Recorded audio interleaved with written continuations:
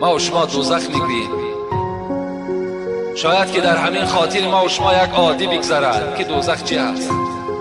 خدا در قرآن میگوید کلا انها لظا نزعت للشوى.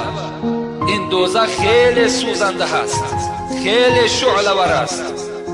نزعت للشوى، شوى گفته پوست انسان میگویند. 100 ساله راه ماندن به دوزخ در خدا میگوید پوست انسان بدر میکنه. اینا دوزخ میگویند.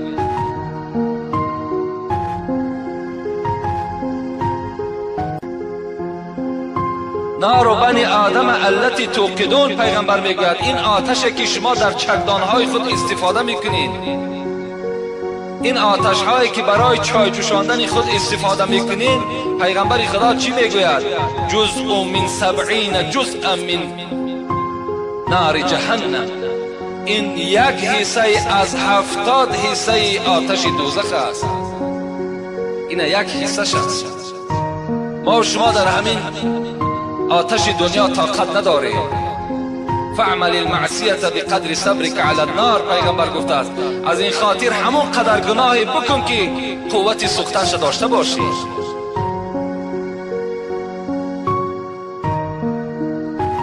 ان اهون اهل النار عذابا، پیغمبر میگوید آسان ترین عذاب در روز قیامت در دوزخ چه عذاب است؟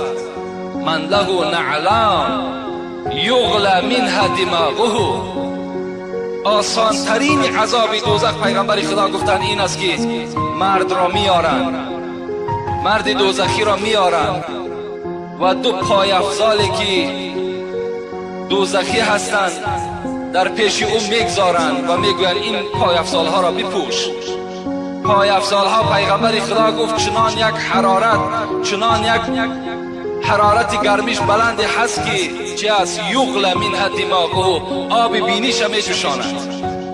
این آسان ترین عذاب دوزخ است. ما و شما بترسیم. یا ایها الناس اتقوا ربکم، برای همین خدا ما و شما را میگوید ای مردم از خدا بترسید. خدای شما سختگیر است.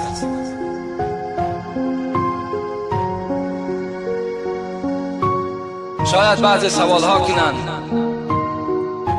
که آیا ترازوی اعمال عمل انسان را چه میسنجند؟ مفسرها بر این اختلاف نظر دارند. من در یگان حدیث صحیح ندیدم چگونگی ترازو را پیغمبر خدا بیان نکردند، لکن مفسرهای قرآن در این اختلاف دارند که عملهای نیک و بد شما در روز قیامت به یک مجسمه تبدیل می‌یابد، یعنی به یک صورت تبدیل می‌یابد، به یک صورت مرد زیبا یا به یک صورت مرد خیلی زشت، و اونها را خداوند در روی ترازو میگذارد و میکشد.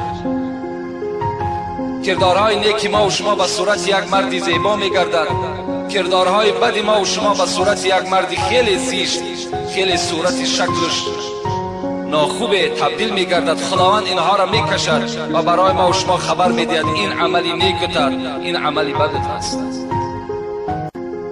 بعضی از مفسرها بر اینند که همون نامه اعمال کتاب وقتی که اگر وزنین باشد و خداوند در بالای همون ترازو میگذارد، همون زمان حکم تو را میبرارد.